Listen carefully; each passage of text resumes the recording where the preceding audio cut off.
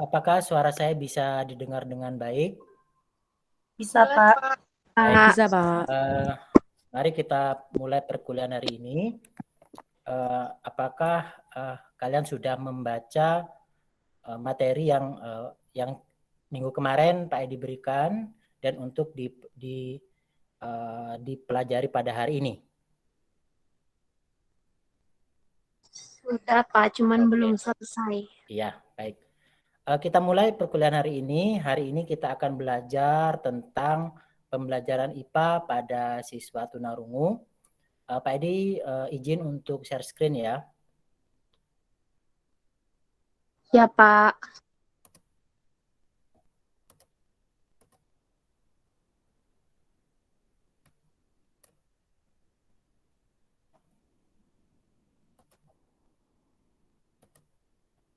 Apakah screen presentasi sudah terlihat? Muncul, Pak. Oke, sudah. Baik, hari ini kita akan belajar tentang pembelajaran IPA ya kepada siswa yang memiliki pendengaran ya, hambatan pendengaran. Pembelajaran ini memiliki tujuan nanti saya harapkan kalian bisa melakukan studi literatur ya tentang pembelajaran IPA pada anak tunarungu. Kemudian selain itu kalian diharapkan bisa memaparkan hasil analisis tentang pembelajaran IPA pada anak tunarungu dari berbagai literatur. Baik, sebelum kita masuk ke materi inti, Pak Edi akan menampilkan sebuah program pembelajaran komputer berbasis komputer. Baik, Pak Edi akan mencoba share screen ulang.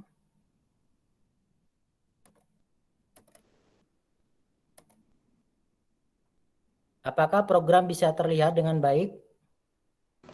Bisa, Pak. Bisa, Pak.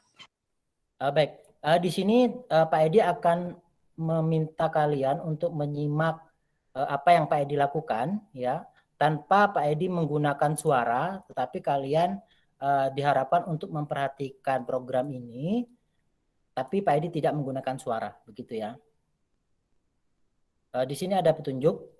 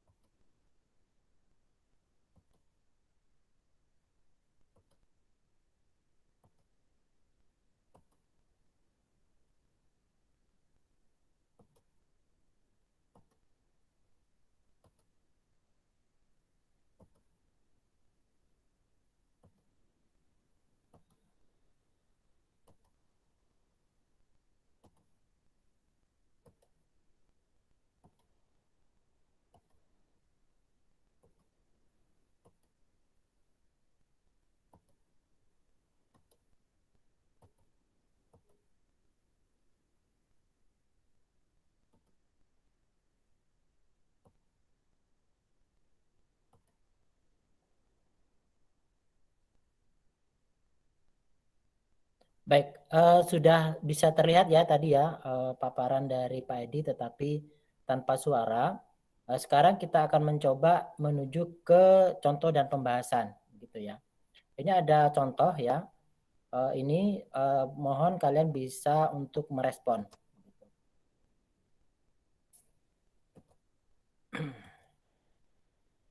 Adakah yang bisa menjawab nomor atom sebelum reaksi?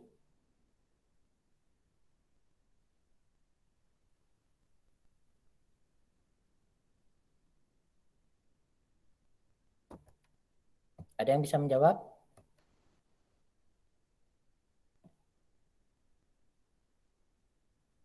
Berapa?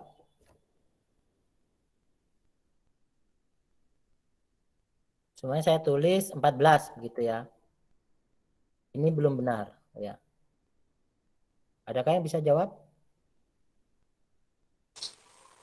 7, Pak. Nomor atom ini yang di atas sebelum reaksi ada di sini. Ya.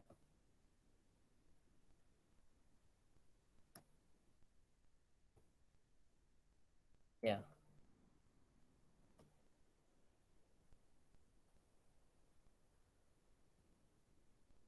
Berapa? Ya. Kalau 7 itu hanya yang untuk yang pertama, tetapi di sini ada alfa gitu ya. Jadi 7 tambah 9. Gitu. Kemudian nomor massa yang ada 18, Pak. ya. Coba saya cek ya 18 ya. Oke. Kemudian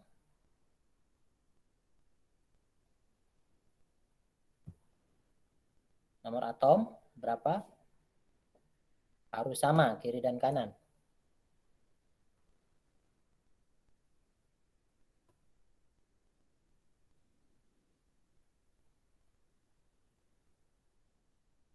Berapa? Yang Yang Z. 8 bukan, Pak?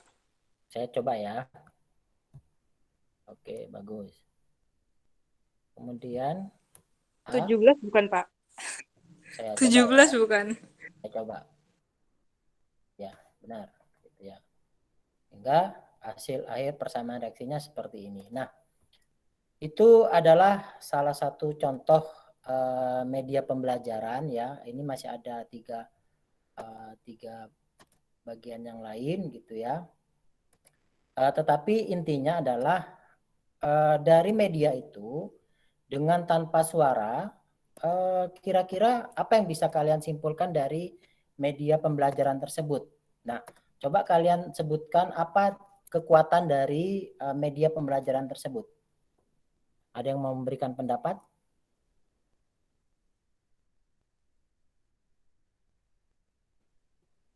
Kekuatannya atau kelebihannya? Visualnya lebih menarik, Pak. Visual lebih menarik, baik. Dari media pembelajaran itu tuh Pak, kita harus bisa jawab soal yang sebelumnya dulu, baru bisa ke materi yang selanjutnya. Oke. Jadi kayaknya kita harus pahami dulu materi yang ini, baru kita bisa lanjut ke materi yang lain. Oke, ada step by step yang step by step ya. Iya Pak. Step by step. Konsep ya. Pemahaman konsep. Oke, satu lagi.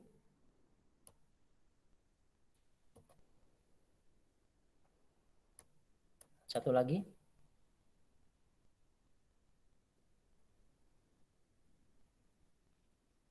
Bisa diulang-ulang kalau nggak paham. Soalnya Oke. kan bisa back. Ya kan?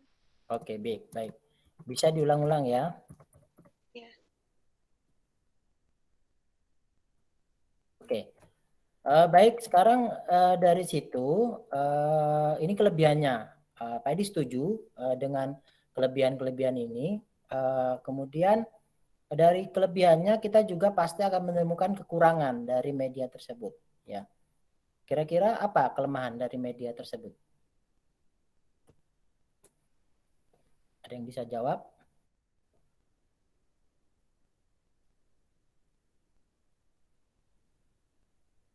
Mungkin tanpa audio ya. Ya, tanpa audio ya.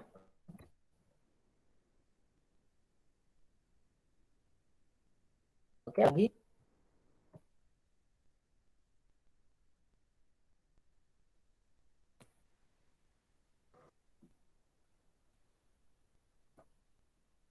Ada lagi mau memberikan kelemahan? Tidak cocok untuk anak yang punya model dengan anak yang model pembelajarannya itu lebih ke audio. Tidak cocok dengan anak yang memiliki Gaya belajar audio, gaya yang pakai audio. yang belajar audio. Oke, baik. Satu lagi.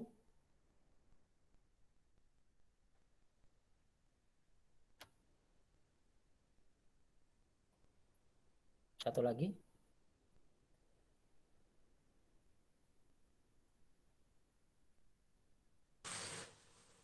Mungkin visualnya terbatas, Pak. Visual yang terbatas ya. Oke. Baik. Di sini Pak Edi mengambil kesimpulan bahwa kelebihan ini adalah visual yang lebih menarik. Oke. Kemudian step by step pemahaman konsepnya itu jelas. Kemudian yang ketiga adalah bisa diulang-ulang. Kemudian untuk kelemahannya itu media ini tanpa audio, kemudian tidak cocok dengan anak yang memiliki gaya belajar audio, kemudian visual yang terbatas. Oke.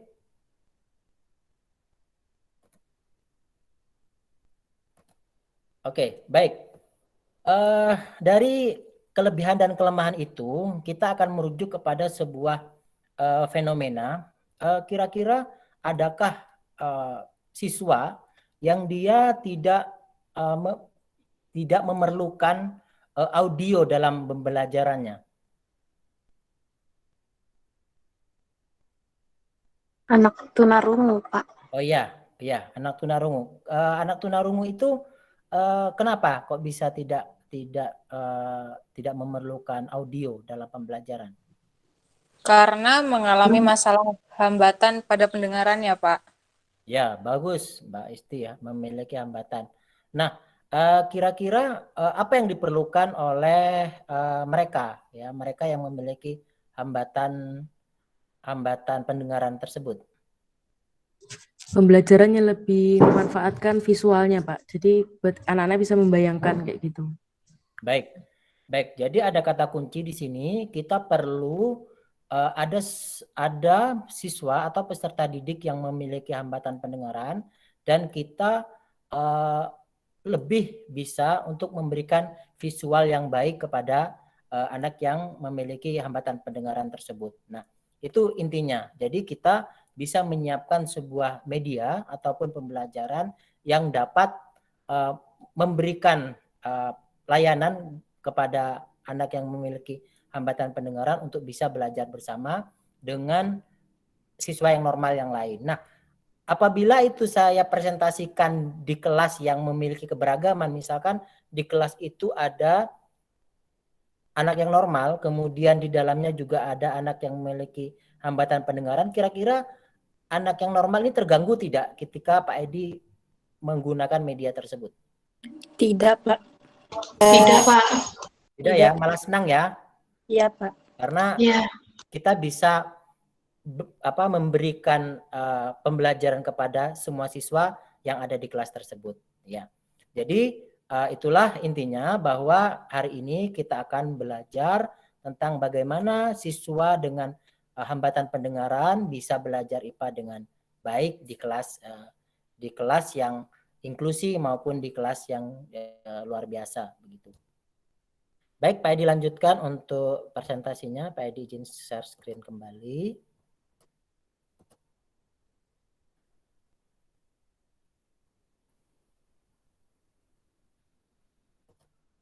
Apakah share screen-nya Pak Edi bisa terlihat dengan jelas? Bisa, Masuk, Pak. Bisa, Pak. Jadi setelah kita menemukan kelemahannya, sekarang di sini ada anak yang memiliki hambatan pendengaran ya. Di sini siswa yang memiliki hambatan pendengaran apabila dia masih memiliki pendengaran ya, sedikit pendengaran, maka dia bisa dibantu dengan alat bantu dengar, begitu ya, alat bantu dengar bisa diletakkan di telinga. Tetapi apabila dia tidak memiliki pendengaran ya, pendengaran sedikit pun, maka kita juga harus bisa melayaninya dengan pembelajaran yang disesuaikan dengan kondisi mereka, begitu. Nah, sekarang tugas kalian adalah karena kita ingin membuat atau merancang atau menganalisis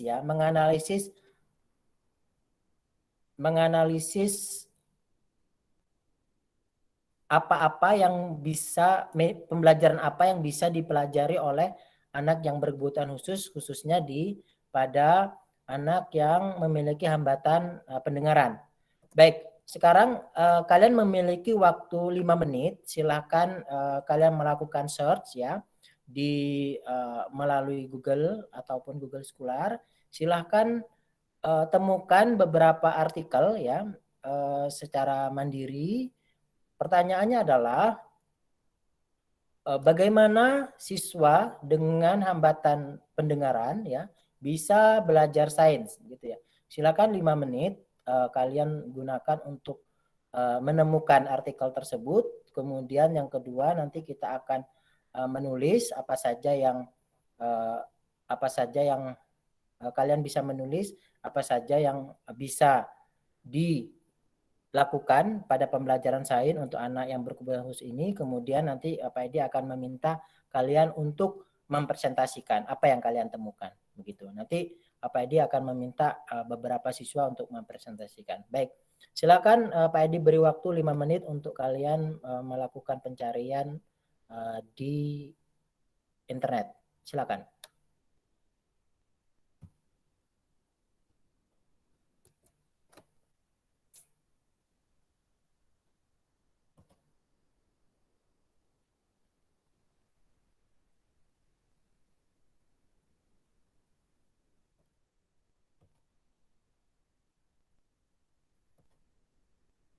Baik, silakan melakukan pencarian.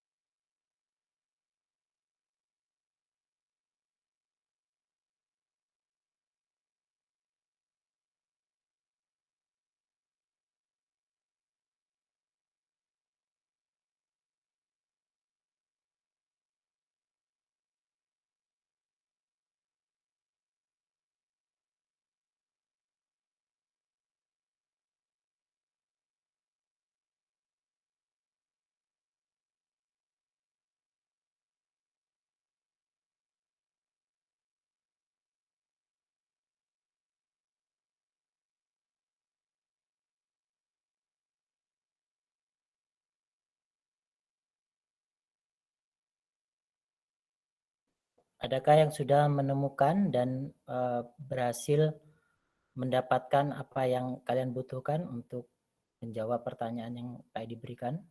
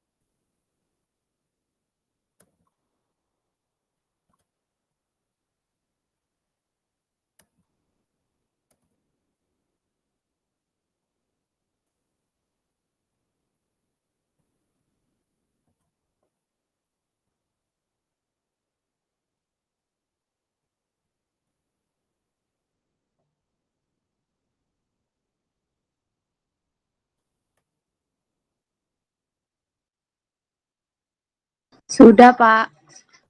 Baik.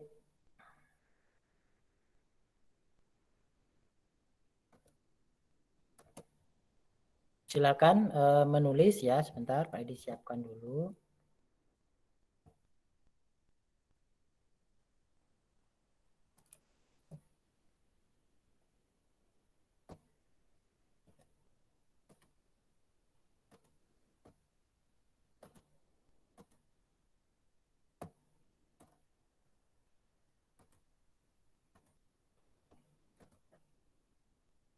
Baik, Pak Edi akan siapkan Google Drive agar kalian bisa melakukan menulis sendiri di Google Drive ya. Pak Edi akan siapkan. Sebentar.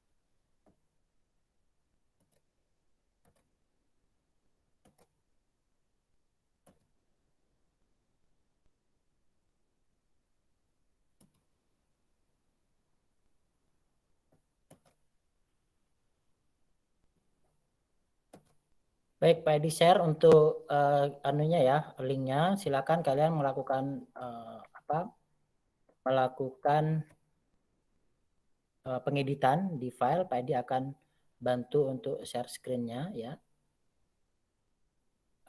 Silakan beberapa mahasiswa saja tidak yang berhasil menemukan ya.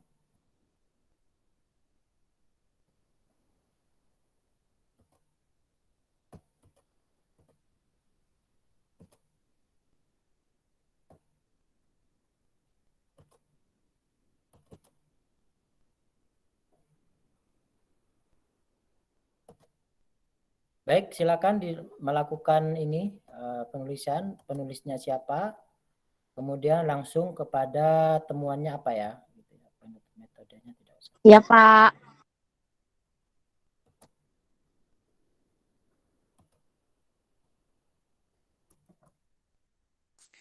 Pak, berarti yang untuk metode itu dikosongin ya, Pak? Dikosongi saja, langsung penulisnya siapa dan temuannya apa.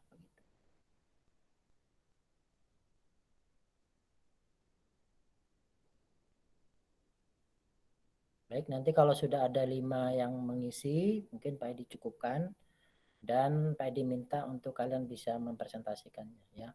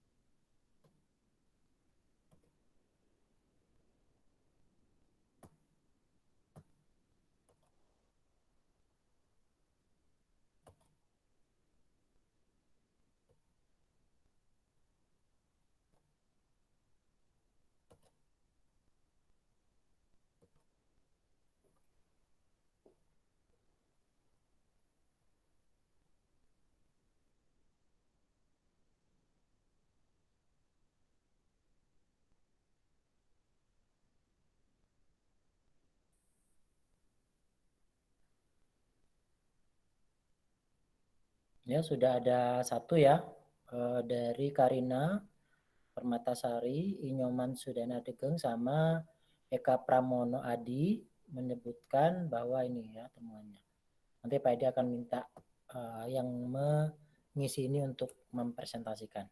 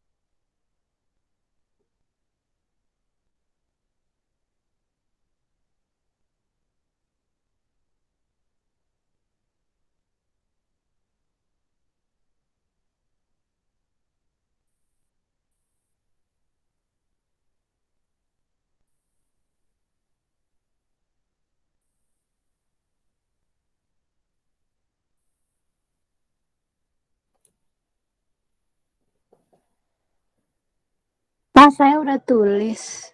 Tapi Ya, langsung digimanain, Pak? ini yang di pertama ini ya. Bukan. Ya itu masih ada apa namanya layback apa delay ya ada delay. Oh, gitu. Tapi itu entah diedit langsung di Word gitu kan, Pak? Atau Ya di masuk sini otomatis ya ke situ? di sini Oh ya, ya Pak. silakan. Tadi mungkin membutuhkan satu lagi ya satu lagi.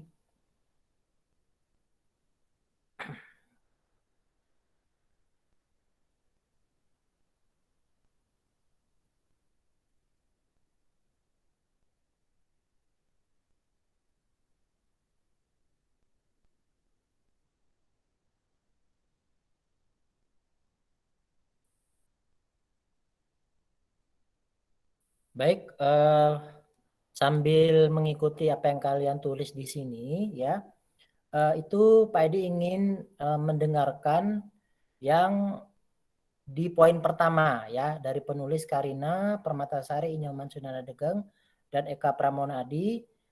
Coba jelaskan tentang temuannya. Silakan.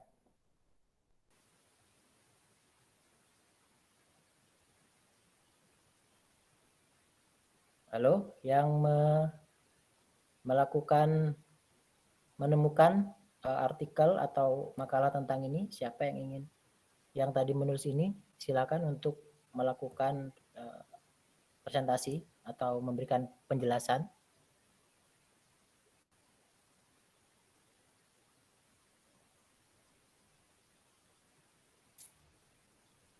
Halo, silakan.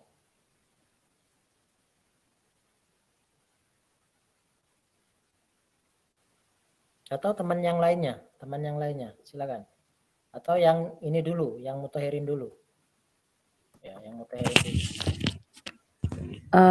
Oke, saya dulu ya Pak ya. Ya, silakan. Yang sebentar. Di sini temuannya menggunakan multimedia pembelajaran interaktif di mana dengan multimedia ini tuh akan membantu anak tunarungu sehingga karena kan anak tunarungu nggak bisa mendengar Pak, jadi memanfaatkan visualnya. Dari temuannya ini berupa visual karena ini sangat tepat untuk anak tunarungu yang belajar menggunakan indera penglihatannya. Dan maka dari itu multimedia interaktif ini dirasa mampu untuk meningkatkan keefektivitasan pembelajaran IPA untuk anak tunarungu. Contohnya dari multimedia pembelajaran interaktif ini itu ada kayak aplikasi game, bisa juga kayak apa ya, kayak film, TV, gitu-gitu Pak. Ya, bagus sekali. Jadi kita dalam memberikan dalam pembelajaran itu kita menggunakan multimedia pembelajaran interaktif yang bersifat visual ya.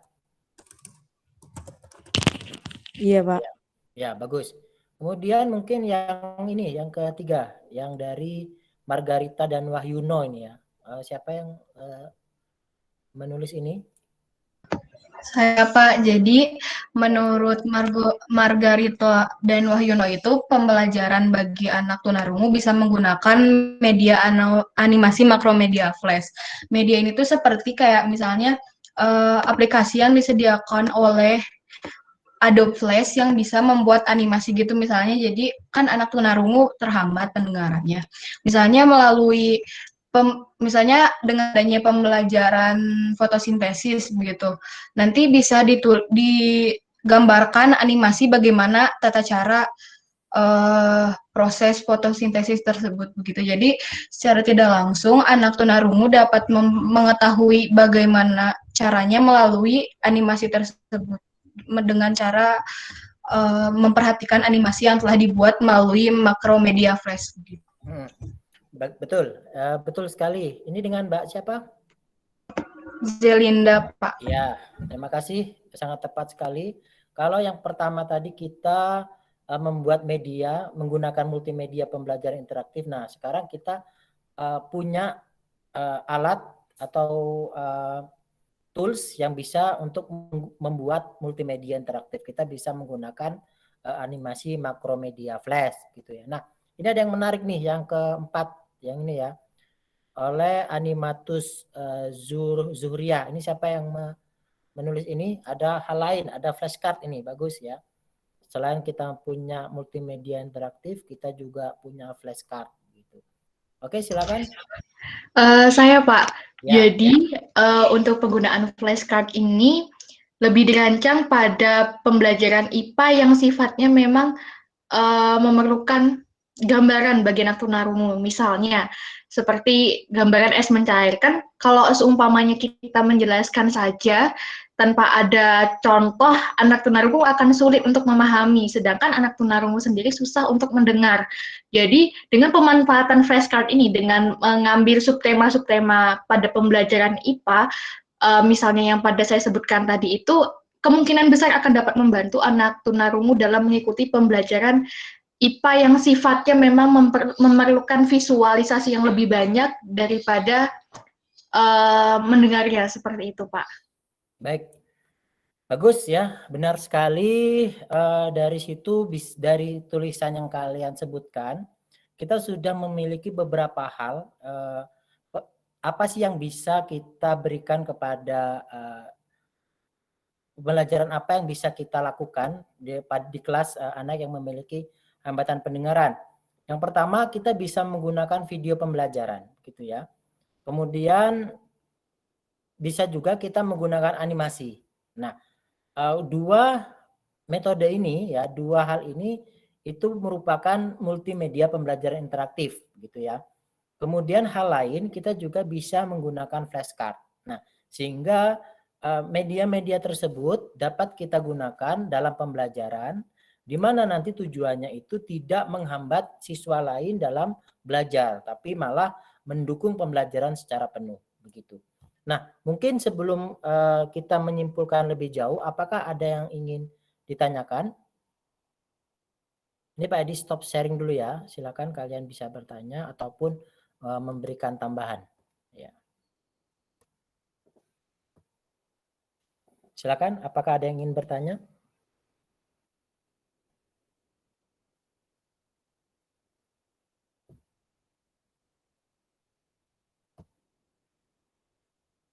Sudah sangat jelas ya mungkin ya. Mungkin kita akan langsung kepada bagian akhir dari pertemuan kita kali ini ya.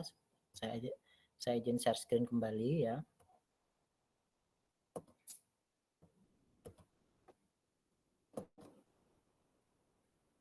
Apakah share screen-nya Pak Edi terlihat dengan jelas? Terlihat, Pak. Terlihat, Pak. Kita sudah melakukan studi literatur, kita sudah menemukan, kita sudah menulis, dan kita sudah mempresentasikan. Nah, sekarang bagian akhir nih. Apakah ada yang ingin menyimpulkan secara umum hasil dari perkuliahan kita kali ini?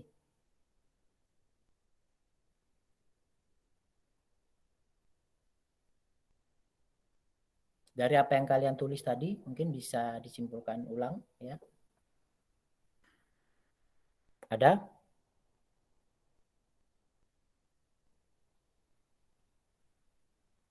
Ada yang mau ini, mau memberikan?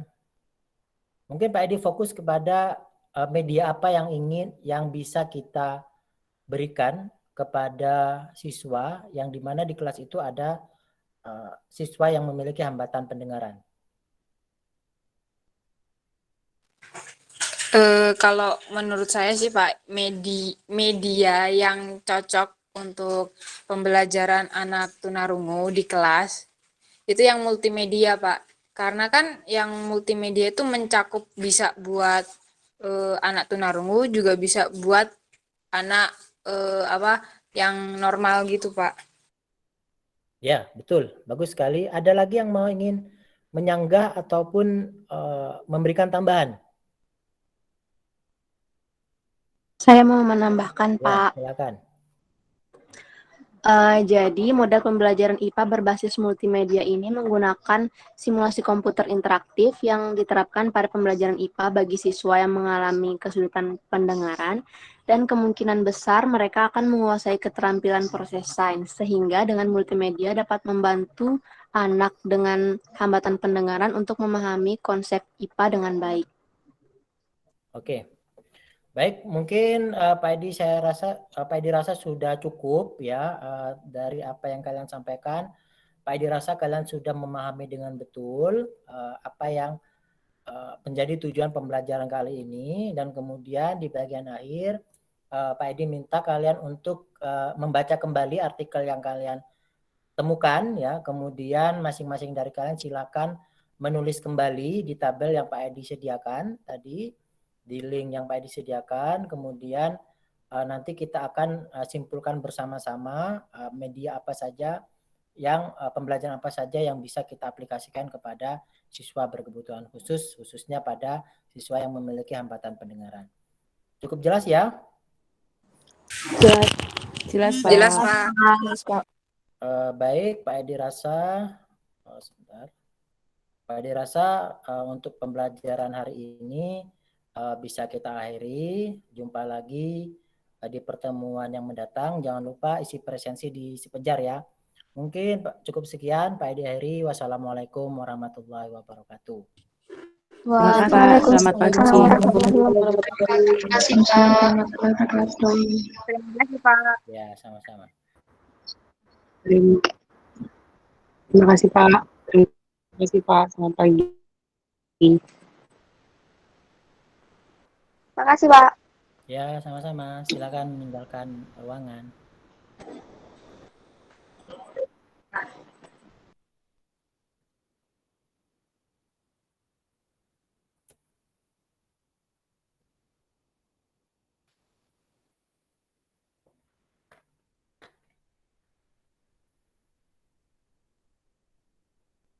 Silakan meninggalkan ruangan dan kembali ke kuliah umum ya.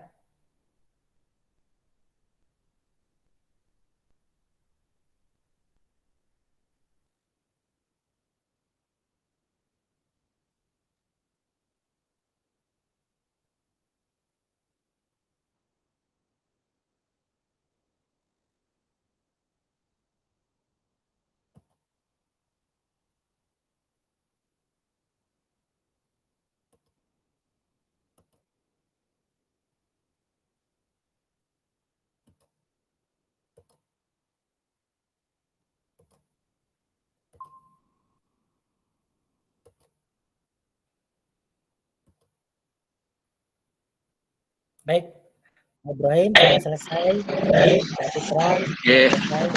Mohon masukan dan tanggapan dari Pak Ibrahim dan Pak Citra juga untuk lebih menyempurnakan pembelajaran yang telah kami lakukan. Monggo, Pak. Oke, ya terima kasih. Assalamualaikum warahmatullahi wabarakatuh. Waalaikumsalam. Ini karena kita cuma bertiga ya, kalau jumlahnya mungkin 5 atau lebih gitu, mungkin kita buat dalam bentuk diskusi refleksi yang dimoderasi oleh salah seorang gitu. Tapi ini karena kita bertiga mungkin langsung saja ya. Baik, yang pertama saya persilahkan Pak Edianto sendiri untuk merefleksi diri dulu. Kira-kira dari rancangan yang sudah disusun ya, dengan yang terlaksana tadi seperti apa gambarannya? Monggo Pak Edi. Baik, Pak. Secara garis besar rencana perkuliahan itu dapat berjalan dengan baik, namun saya memiliki hambatan penyampaian yang kurang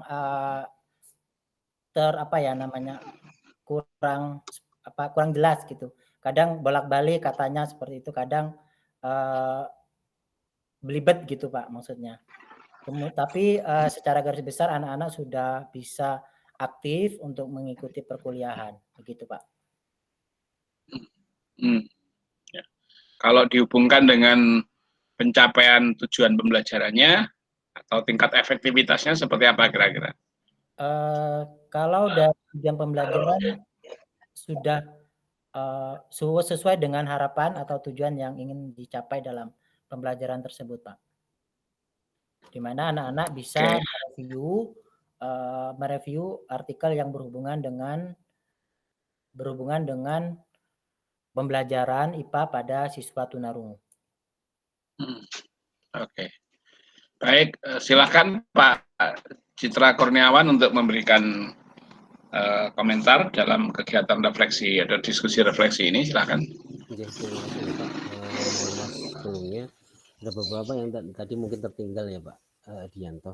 Jadi saya sempat tidak mulai awal, tetapi ada hal yang mungkin izin untuk sharing terkait dengan kalau pembelajaran daring itu kan kita kadang tidak mengetahui kondisi karakteristik mahasiswa masing-masing, mereka apakah memiliki kesiapan untuk mengikuti daring atau tidak. Mungkin kendalanya memang ketika ada sinyalnya tidak baik, kemudian kualitas jaringan tidak baik, maka proses pembelajaran online jadi terhambat. Mungkin lebih sering di awal memang Pak Edi sudah mengungkapkan menanyakan kesiapan, tapi mungkin bisa direview apakah misalnya di tengah-tengah atau di akhir sebelum kesimpulan ditanyakan kembali apakah ada kendala atau di dalam penerimaan informasi. Mungkin begitu Bapak. Terima kasih.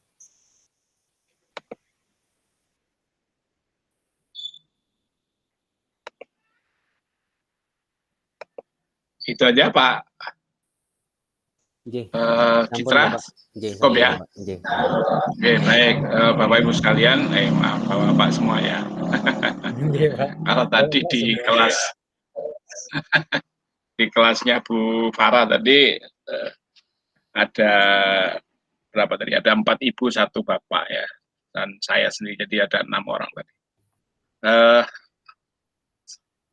Pertama saya sampaikan terima kasih kepada Pak Edianto dan apresiasi karena sudah berhasil melaksanakan real teaching ya, yang ini dilaksanakan dalam konteks untuk mencoba memahami dan menerapkan ya konsep-konsep pendidikan dan pembelajaran yang sudah dipelajari pada saat mengikuti pelatihan pekerti secara online kemarin ya.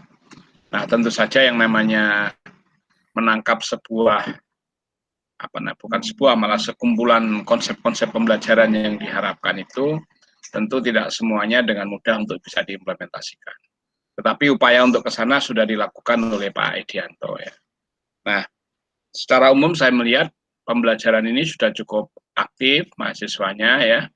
Itu memang ya kalau kita bandingkan dengan pembelajaran tatap muka yang luring, ya memang akan jauh, memang tingkat efektivitasnya akan sangat jauh ya, karena memang interaksi yang seharusnya terkontrol oleh dosen itu pada saat daring seperti ini banyak kelemahannya yang disampaikan Pak Citra tadi.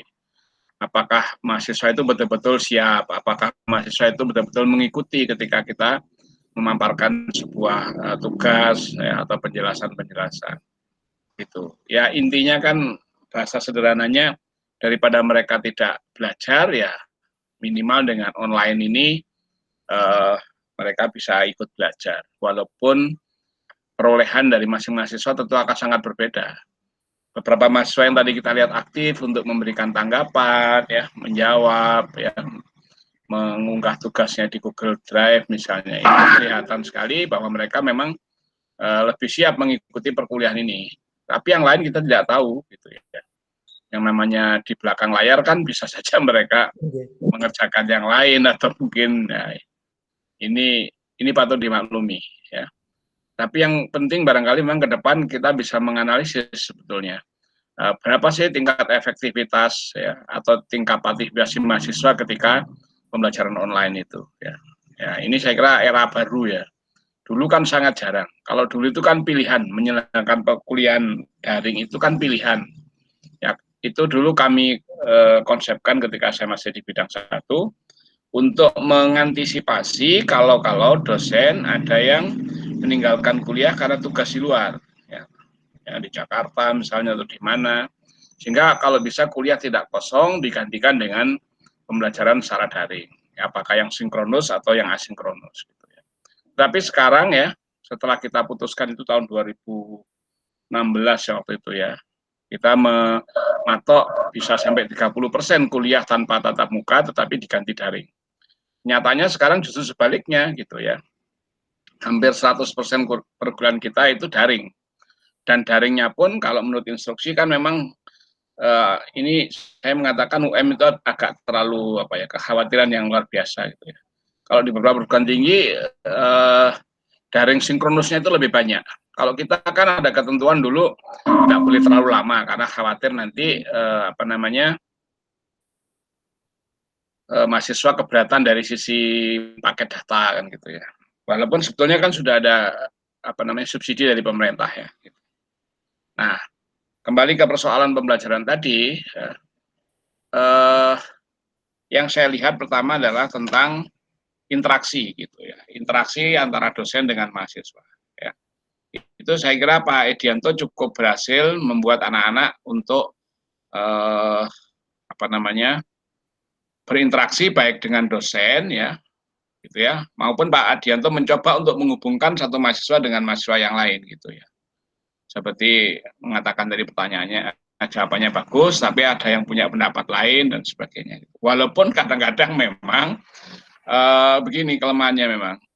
Kalau kita mendengar siswa memberikan jawaban terhadap pertanyaan yang kita berikan, kemudian kita mengatakan, oke, ya benar jawabanmu atau bagus jawabanmu gitu ya, itu maka kecenderungannya siswa yang lain atau mahasiswa yang lain itu menjadi merasa tidak perlu untuk berkontribusi gitu ya.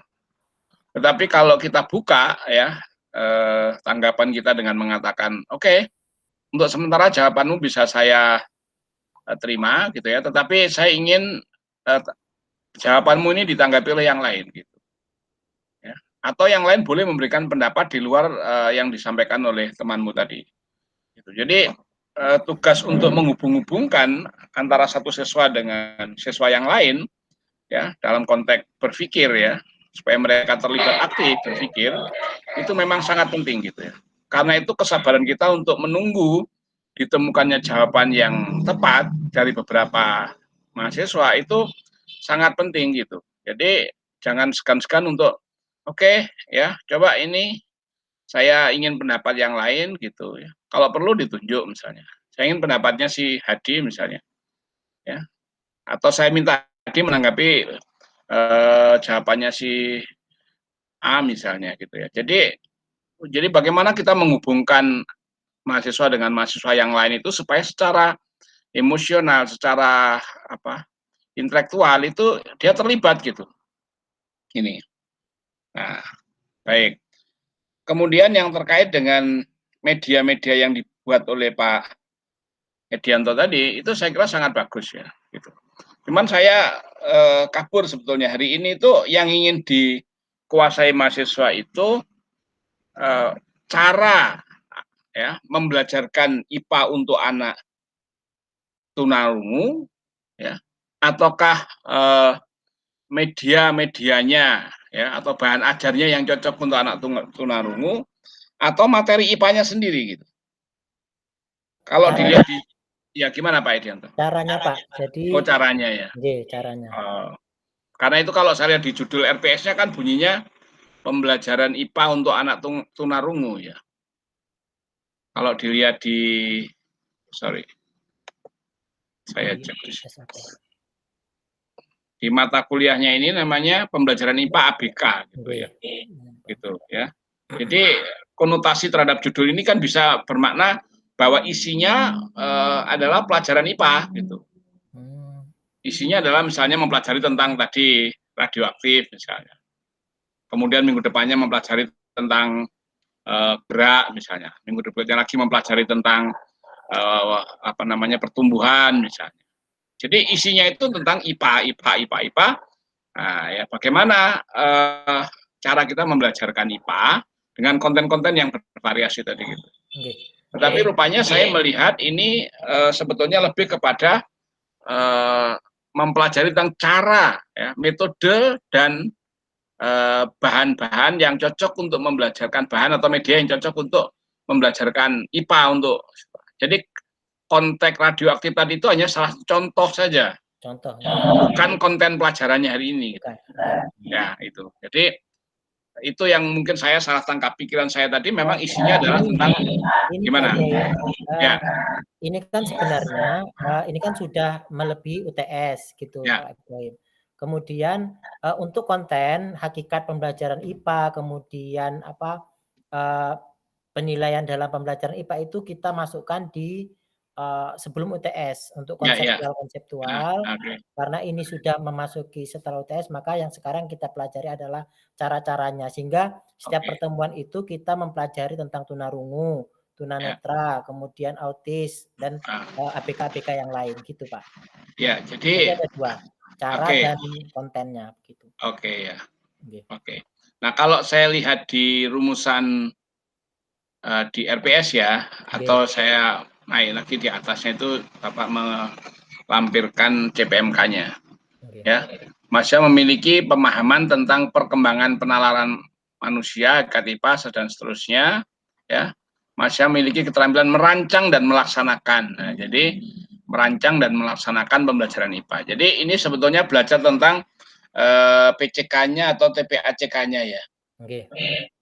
Jadi tentang pedagogical content knowledge-nya. Jadi bagaimana mengajarkan IPA untuk anak tunarungu kan gitu ya. Dengan teknik-teknik pedagogis tertentu, ya, kan gitu ya. Bukan konten IPA-nya sendiri, tapi kalau konten IPA-nya mungkin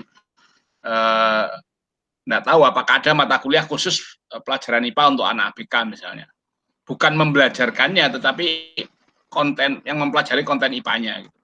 Kalau konten IPA-nya kan sebetulnya sama saja dengan anak yang normal ya. Tapi bagaimana mengajarkannya kepada anak itu kan gitu. Nah, kemudian kalau saya hubungkan dengan pertemuan keberapa ini? Ke-10 ya? Di RPS itu yang ke-10 atau yang ke-9? Ke-10 kayaknya. 10 ya. Kalau saya di sini kan pilihan ini ya, sub CPMK-nya itu kodenya 2.2. 2.2 bunyinya Maja mampu menganalisis penelitian tentang ini. Jadi tekanannya sebetulnya lebih kepada kemampuan menganalisis pada anak ini melalui studiator dan mendiskusikannya. Nah, jadi kan ini sebetulnya keterampilan dilatihkan itu keterampilan menganalisisnya. Jadi kalau mengajarkan anak tentang IPA, menurut artikel yang dia pelajari itu sebaiknya menggunakan metode apa, menggunakan bahan dan media pembelajaran seperti apa, gitu ya maksudnya ya Pak? Betul. Oke, ya. Nah, kemudian dari situ, kalau ini saya hubungkan dengan tahap berikutnya, itu melakukan studi literatur. Itu sudah ditugaskan di sebelumnya ya Pak? Sudah. Di sini di kolom ke berapa ini? Di kolom offline-nya. Kolom pengalaman belajar offline itu kan Bapak menuliskannya melakukan studi literatur tentang pembelajaran IPA. Nah, ini sebetulnya letaknya bukan di sini, Pak. Letaknya yang di kanan tadi, yang asinkronus. Oh, gitu. Karena yang offline ini maksudnya tatap muka, ketemu langsung antara dosen dengan mahasiswa di darat gitu, bukan di online. Nah, tapi juga sudah ditulis oleh Pak Dianto di bagian online asinkronusnya. Nah, jadi yang di sini yang dihapus saja, dikosongi Pak yang di bagian ini. Oke, siap. Ini sebentar saya bisa share enggak ya? Coba. Bisa. Oke, bisa. Nah, sudah kelihatan ya Pak? Sudah Pak. Nah, jadi di bagian ini Pak, kolom ke 1, 2, 3, ke 5, ini sebenarnya kosong karena kita tidak ada tatap muka memang. Oh, siap. Yang ada ini adalah ini melakukan studi literatur tentang pembelajaran IPA pada anak tunarungu. Nah, literatur yang dimaksudkan di sini artikel ataukah buku teks, Pak? Kita lebih kepada hasil penelitian, Pak. Nah, kalau begitu menulisnya bukan studi literatur, jadi lebih kepada misalnya melakukan analisis artikel jurnal ya tentang, nah ini baru tentangnya tentang pembelajaran IPA pada anak tunarungu gitu. Jadi jelas gitu ya. Nah, ini kemudian mestinya diperjelas di sini, Pak. Setelah dipelajari, ya, setelah melakukan analisis, hasil analisis itu ditulis dalam bentuk apa? Itu hasil analisis ditulis dalam bentuk atau ditulis dalam form analisis kritis artikel ya yang kemudian diunggah di dalam si Bejar misalnya. Jadi tugasnya jelas. Kalau saya biasanya saya beri tanda sekalian tugas 1, tugas 2, tugas 3 gitu ya. Gitu. Jadi nah, apakah Pak Edianto memberikan lembar tugas kepada mahasiswa sehingga dia tahu cara memilih artikelnya bagaimana, dengan kriteria apa, kemudian tahapan-tahapan analisis kritisnya itu apa saja yang dicermati, misalnya bibliografinya, kemudian metodenya. Ada nggak lembar tugasnya itu? Ada template-nya, Pak. Oh, ada template-nya ya. Sudah diberikan ke mahasiswa ya? Sudah. Oke, nah mungkin akan lebih jelas nanti, lebih akuntabel begitu kalau Pak Edianto di situ tulis lembar tugas 1 misalnya gitu. Nah, sehingga nanti orang bisa melacak lebih jauh. Oh, ini lembar tugas 1 itu seperti ini. Karena kemarin saya menemukan ya di tempat kami sendiri itu ya. Banyak dosen tuh yang ngasih tugas itu lewat WA. Ya, tugasnya kadang-kadang nggak jelas. Gitu ya, nggak jelas cara mencarinya gimana, cara menganalisisnya gimana, kemudian nanti tagihannya berupa apa, kapan diunggahnya itu nggak jelas gitu. Sehingga masa itu lapor ke saya sebagai kaprodi itu. Kami bingung Pak, baca tugasan dosen itu hanya di WA, itu pun singkat-singkat katanya. Nah, hal yang seperti ini tidak boleh terjadi ya, karena memang cara kita melatih mahasiswa untuk menjadi apa ya, calon pendidik atau sejenis itu kan ketika memberikan tugas harus jelas juga tugasnya. Karena saya sebagai orang tua pun seringkali bingung gitu, ini maunya gurunya apa sih gitu ya. Misalnya anak saya yang di Malang 1 itu ya, Malang 2. Tiba-tiba Pak disuruh nanam kacang, terus diapakan gitu. Nggak tahu, pokoknya disuruh nanam dulu gitu. Sampai lama enggak jelas tugasnya. Ya, begitu terakhir kumpulkan tugas nanam kacang lah, diapakan itu, diberi perlakuan pupuk atau apa, itu enggak jelas gitu. Nah, yang seperti ini kan anaknya bingung, orang tuanya ikut bingung juga gitu kan. Karena itu kalau ada lembar tugasnya maka semuanya akan menjadi clear. Nah, kemudian di bagian sinkronusnya itu mempresentasikan hasil literatur tentang pembelajaran IPA. Nah, mestinya hari ini kita itu melihat anak-anak presentasi, Pak. Presentasi hasil analisisnya itu. Gitu. Jadi saya tunggu-tunggu sebetulnya, kapan mereka presentasi gitu. Nah, rupanya Pak Edianto masih mengawali dengan penjelasan-penjelasan tentang contoh-contoh bagaimana membelajarkan IPA untuk anak tunarungu dengan menggunakan misalnya flash dan lain sebagainya gitu ya. Jadi masih penjelasan itu. Nah, dan kemudian anak-anak tadi baru browsing hari itu atau sudah melakukan sebetulnya, Pak? Minggu sebelumnya itu sudah ada materi tentang ini, jadi anak-anak sudah mempersiapkan artikelnya, gitu Pak. Kemudian hari ini itu diminta untuk menganalisis, gitu Pak. Oh, hari ini misalnya mereka menganalisis ya, kemudian mempresentasikan. Oh, oke, ya baik. Nah, kemudian kalau saya bawa sekarang ke SAP-nya ya Pak ya. Di SAP-nya, ya. Nah ini Pak yang perlu dicermati Pak Edianto nanti ya. SAP yang dikembangkan oleh UM ya terkait dengan aplikasi si Bejar itu memang kita sudah menyepakati di LP3 ya. Form SAP-nya disederhanakan, di situ yang kolomnya adalah beberapa tadi ada kolom rumusan CPMK atau sub CPMK-nya, ada kolom kalau tidak salah materi pembelajarannya, ada kolom pembelajaran tatap mukanya, kolom pembelajaran online yang terbagi sinkronus asinkronus ya. Nah, baru berikutnya ke penilaiannya gitu. Nah, yang Pak Edianto sampaikan ke saya ini masih sederhana, hanya berupa aktivitas belajar saja. Tanpa keterangan aktivitas belajar ini sebetulnya aktivitas online atau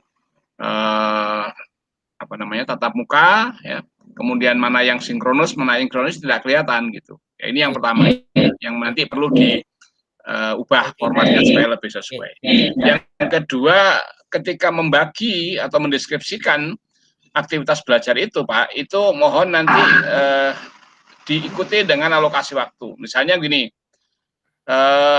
pertama dosen memberikan contoh sebuah media interaktif, yaitu media pembelajaran komputer pada materi radioaktif. Nah, ketika Pak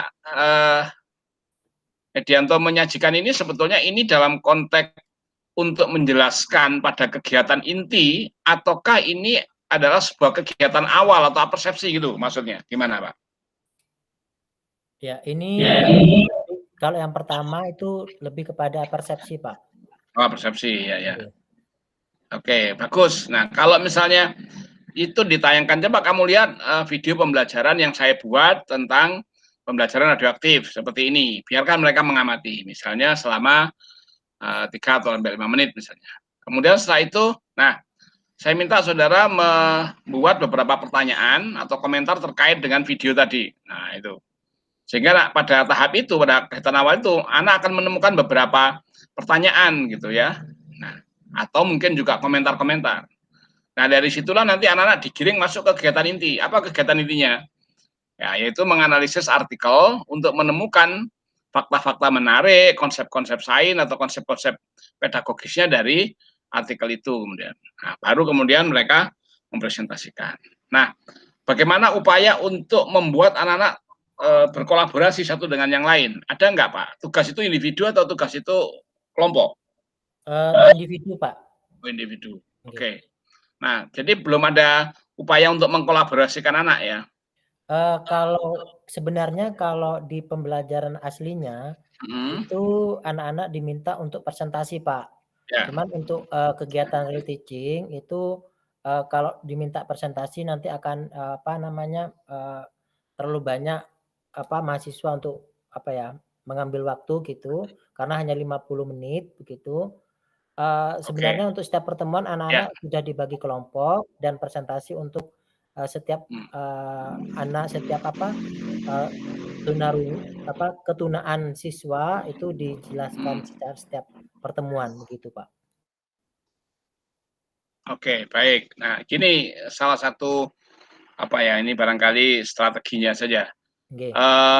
Ketika anak ditugasi secara individu untuk menganalisis artikel, maka bagaimana caranya supaya di antara mereka, katakanlah dalam satu kelompok 5 anak, masing-masing cari satu artikel. Kemudian masing-masing anak itu diminta mengomentari hasil analisis temannya, Pak. Nah, maka dengan demikian akan terjadi interaksi antar mereka. Oke, siap. Gitu ya. Nah, Siap. itu mungkin salah satu cara mengkolaborasikan. Oke. Selain nanti interaksi itu juga akan terjadi ketika presentasi. Nah, presentasi yang saya maksud tadi itu kalau dalam konteks sinkronus, salah satu kelompok ditugasi, oke, saya minta kelompok 1, salah satu peserta dari kelompok 1 silakan ditunjuk boleh, acak boleh, mempresentasikan, ya. Kemudian nanti baru ditanggapi yang lain. Nah, itu sebagai contoh saja, Pak. Jadi bagaimana mengkritisi sebuah hasil analisis, gitu ya. Nah, setelah itu tahap berikutnya mereka tidak perlu presentasi, tapi masing-masing anak disuruh mengunggah hasil analisisnya dan masing-masing siswa minimal mengomentari hasil analisis dari 1 atau 2 temannya. Nah, misalnya gitu. Maka dengan sendirinya di dalam si Bejar kita akan muncul nanti. Misalnya si A mengunggah hasil analisisnya. Nah, ada 2 orang yang mengomentari analisisnya si A. Nanti si B akan dikomentari oleh 2 anak yang lain, terus begitu berputar. Sehingga di dalam si Bejar kita itu akan terekam bahwa proses interaksi dalam bentuk diskusi itu terjadi gitu, Pak. Karena kalau semuanya dikemas dalam bentuk online, sinkronus, tentu waktunya tidak akan memadai dan berat ini kan. Nah, itu caranya, si Bejarnya dimanfaatkan. Gitu, Pak. Itu saya kira akan nanti. Nah, berikutnya, setiap tahapan belajar yang Bapak deskripsikan di dalam SAP ini harus jelas. Misalnya tadi nonton video 5 menit, kemudian diskusi untuk menemukan atau memfokuskan pertanyaan-pertanyaan atau masalah 5 menit misalnya. Masuk kegiatan inti. Kegiatan inti adalah merefresh kembali tentang hasil analisisnya. Nah, kemudian diberi waktu satu kelompok untuk presentasi 10 menit, dan tanggapan diberikan 5 menit. Nah, terus berikutnya lagi. Jadi kelihatan sekali tahapan-tahapan belajar dari awal inti sampai menutup itu kelihatan, Pak. Ya. Ya, itu nanti menampakkan skema pembelajaran yang utuh seperti itu perlu gitu ya. Bahwa ada bagian tertentu yang di-skip karena memang tidak mungkin di sini, itu Bapak tulis saja di situ. Misalnya presentasi selanjutnya dilakukan secara online asinkronus, di mana masing-masing kelompok mengunggah dan kelompok anggota yang lain memberi komentar minimal 2 anak yang lain misalnya gitu ya. Maka kita akan cek nanti di subjarnya akan muncul gitu. Jadi cari memanfaatkan dengan baik itu salah satunya ya. Sampai di bagian akhir penutupnya harus jelas apa penutupnya. Ya misalnya dosen menugasi mahasiswa untuk menulis laporan. Nah, ini kan tugas ya Pak, tugas lah itu. Tapi bahwa di akhir dari pelajaran itu mahasiswa berhasil merumuskan beberapa simpulan atau beberapa rangkuman, itu perlu Pak ditunjukkan di sini. Ya, Baik, Pak. gitu. Nah, supaya tetap saja walaupun ini online, tahapan belajar yang terdiri dari kegiatan awal, kegiatan inti, dan penutup itu akan selalu tampak gitu. Ya, itu penting nanti ditunjukkan. Dan sekali lagi, masing-masing diberi alokasi waktu ya Pak. Misalnya, diskusikan 10 menit, kemudian presentasi 15 menit, kemudian ulasan dari dosen ya 10 menit misalnya. Nah, dan seterusnya. Sehingga tampak betul di dalam pembelajaran kita ini bahwa siswa yang memang aktif gitu ya. Jadi dosennya hanya menayangkan video, memancing munculnya pertanyaan, memberikan arahan umum, kemudian mengulas atau memberi penguatan, ya, menggiring ke refleksi atau diskusi refleksi atau review pelajaran misalnya. Nah, itu akan tampak bagus kalau tahapannya seperti itu. Mengapa ini penting Pak Edianto? Karena terus terang kita ini kan mendidik calon guru ya, supaya apa yang kita lakukan, mana tahapan belajar itu antara awal di penutup itu supaya mereka juga nanti ke depannya bisa melakukan cara kita seperti itu. Ya, oke. Nah, kemudian di penilaian ya Pak ya. Ini penilaian itu kan kalau kita menilai sebuah diskusi Pak, itu sebetulnya tidak hanya dilihat dari keaktifan, oh tadi siswa itu bertanya gitu ya. Tetapi yang kita nilai juga apakah yang dia tanyakan, apakah yang dia jawab atau komentar yang dia berikan itu secara konten memang betul gitu ya. Nah, jadi aktif untuk mengikuti, mendengar, memberi pendapat dan isi dari apa yang mereka diskusikan, mereka sampaikan itu memang secara konseptual benar atau tidak. Jadi supaya nanti di rubrik kita sederhana saja ya. Itu rubrik yang menyangkut berapa kali dia menyampaikan pendapat, apakah dia mendengarkan secara aktif, kemudian dia menyampaikan tanggapan secara konseptual benar, cara menyampaikannya juga dari segi bahasa tepat misalnya. Nah, mungkin 2-3 item itu yang kita gunakan menilai aktivitas dalam proses diskusinya. Itu kira-kira gambarannya yang saya temukan. Oke. Ya, baik Pak Edianto, saya kira itu komentar saya.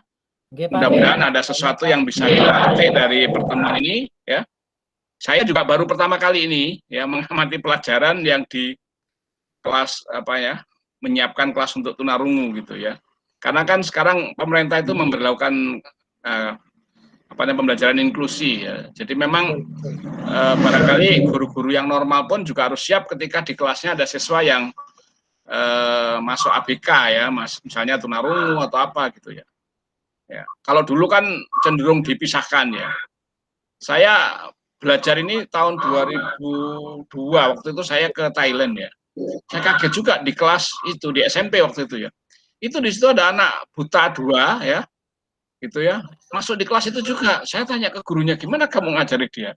Ternyata karena dia buta ya, jadi dia bisa mendengarkan penjelasan gurunya. Tapi ada saat-saat mengerjakan tugas, dia pakai ini, medianya beda dengan yang lain gitu. Wah, ini luar biasa. Jadi di Thailand itu tahun 2002 itu sudah diterapkan gitu. Di kita kan baru-baru ini saja ya gitu. Pakai braille. Pakai braille itu. Jadi saya pikir penting juga. Bahkan saya mikir gini, guru-guru yang di prodi-prodi yang lain itu mungkin perlu juga diperkenalkan yang seperti ini. Supaya mereka nanti siap ketika mereka jadi guru, mereka juga siap misalnya membantu kalau di kelasnya ada anak-anak yang berkebutuhan khusus misalnya gitu ya. Oke. Terima kasih Pak Edianto, Pak Citra ya.